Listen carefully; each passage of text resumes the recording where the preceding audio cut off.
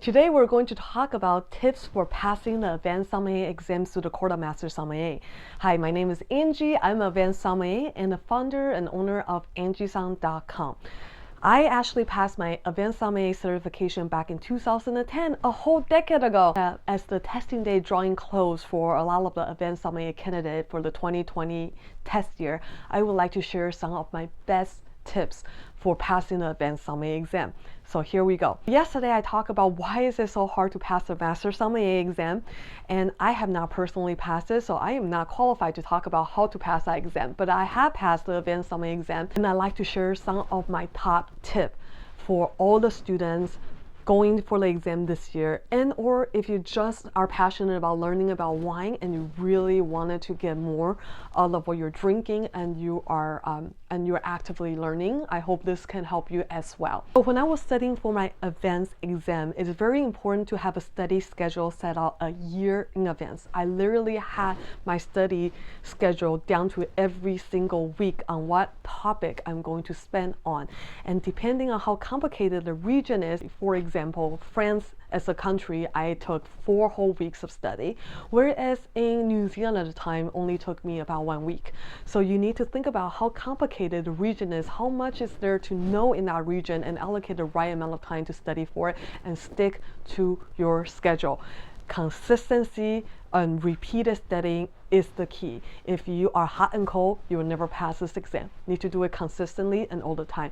Number 2, you need to learn what kind of learner are you. Everyone learns differently. One of my mentors gave me this tip, and it's tremendously helpful to find out what kind of learner you are. There are 3 different type of learner.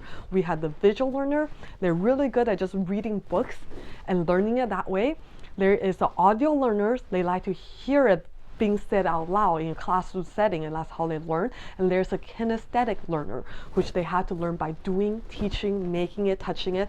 You must find out what kind of learner you are and maximize on your strengths, because for me, I'm actually a visual learner first, followed by kinesthetic, and followed by audio. I'm really weak on audio learning. I do not like listening to audio tape. I learn the best when I'm looking at it in a book, looking at a map, tracing the map. So tracing the map is a combining visual and kinesthetic, because you're doing it while you're looking at it.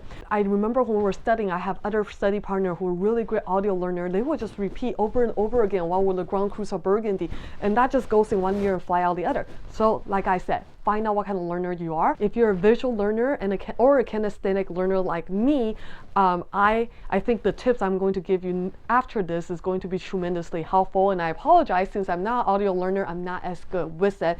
But if you're an audio learner, one of the best things I can say is download an app called Quizlet. Quizlet actually allow you to essentially make a virtual index card, and in addition to just typing in the question and having the answer on the other side, they allow you to add photos if you're visual, and you can record the question. So you can literally record the question, so asking yourself the question or have someone else read the question, and you can also record your answer. So if you're an audio learner, have all the questions and answer pre-recorded on this Quizlet index app, and you can just be listening to it all the time. That doesn't work for me. I'm visual. So if you're visual, get yourself lots of map, get yourself tracing paper, trace over the map and write down the region, because I only makes sense to me when I can visually see where all the different Grand Cru is related to one another for me to remember it. And if you're a kinesthetic learner, I think this is my number 1 tip. I'm saving this for last. For me to pass the Advanced Sommelier, at least the theory portion. As you know, the theory portion in the Advanced Sommelier exam is still a written exam. In the Master, it's a verbal exam. But as the fact that it's a written exam, and if you're a kinesthetic learner, you just need to build all the answer into a muscle memory. So literally 2 months before I was ready to take the test, I took the test in October, so starting in August, I was doing kinesthetic repeated learning every single day. What do I mean by that? So I print out a whole stack of things that I told myself I must fill up every single day, and I'm not even joking. The stack was probably, maybe not the stick, but the stack was probably half the stick, like maybe 20-page worth of stuff. And what were the pages on? First page will be the tête de cuvée of all major champagne houses. So I have all the name of the major champagne house listed with a blank space on the right hand side, and every day I'm to write out what is their tête de cuvée and their grape. Just write it out really quick. And if you think it's going to take a lot of time, don't worry. By the second week, the third week, it will be muscle memory, and you'll start writing shorthanded. You'll still remember how to write the full name of it. You'll still write a lot faster. And the second page, guess what I had?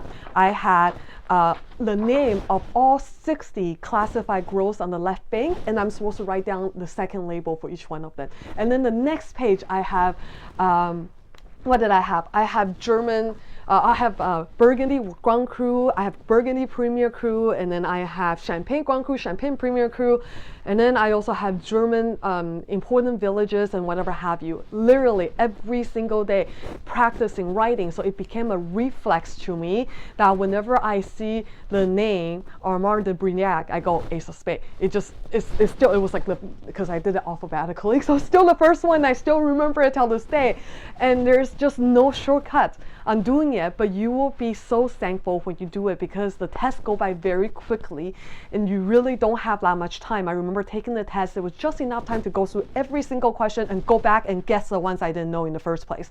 So if you can't do it quickly, if it's not a muscle memory for you when you're taking the test, you will be putting yourself at a huge disadvantage.